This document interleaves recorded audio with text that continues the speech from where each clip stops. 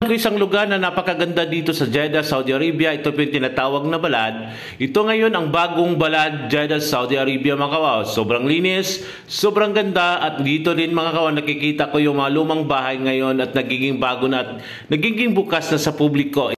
Kung napapansin niyo po mga kawaw, nagiging bago na ngayon yung bahay na lumang bahay na may edad na more than 141 years old na po siya. Yung mga bahay na yan.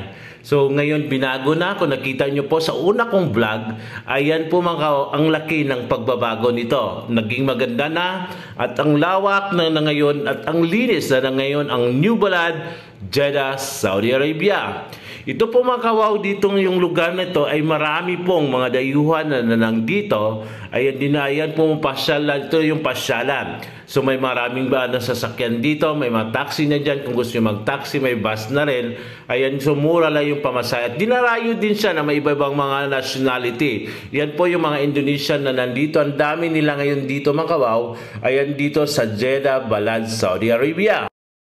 Habang binaybay ko at naglalakad ako dito, nakita ko yung Kabayan Market, yung bilihan ng mga pagkain pang Pinoy. Ito naman yung dito sa may cornice. Ayan, may mga tinapay, bilihan ng tinapay na nandyan. Ngayon makawaw, ang sobrang ganda at ang linis na ngayon ang Balad, Jeddah, Saudi Arabia. Ang laki ng pagbabago ngayon dito sa Balad. So mga kabayan, kung gusto ko nyong puntahan, sabihin yung Balad, alam na po yung mga ng taxi mga yan.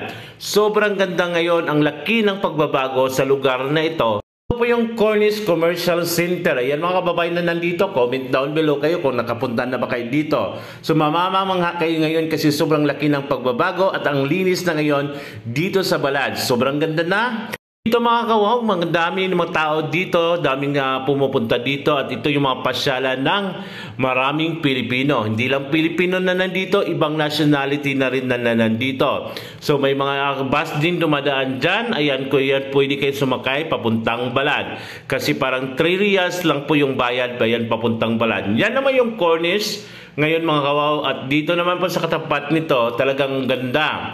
Kaya dito yung Cornice Commercial Center, ito din tagpuan na maraming Pinoy. So dito talaga ang sobrang ganda ngayon, ang linis na dito, ang laki ng pagbabago.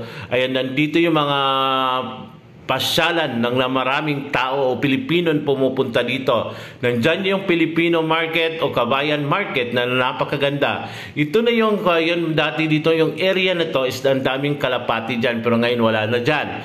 Ito na yung Balad, Jeddah, Saudi Arabia. Kaya kung gusto ng mga kabayan, pumunta kayo dito at bisitahin nyo at talagang mamangha kayo dito sa laking pagbabago na ngayon ng bagong Balad, Jeddah, Saudi Arabia. Dito naman sa kabilang area, dati po yan, Sapco area po yan o yung bus station. Pero ngayon tinanggal na po yan, nilipat na po yun sa area, sa ibang lugar yung bus station. Talagang mamangha at mapawaw ka sa lugar na to. Napakaganda ngayon ang bagong Balad, Jeddah, Saudi Arabia.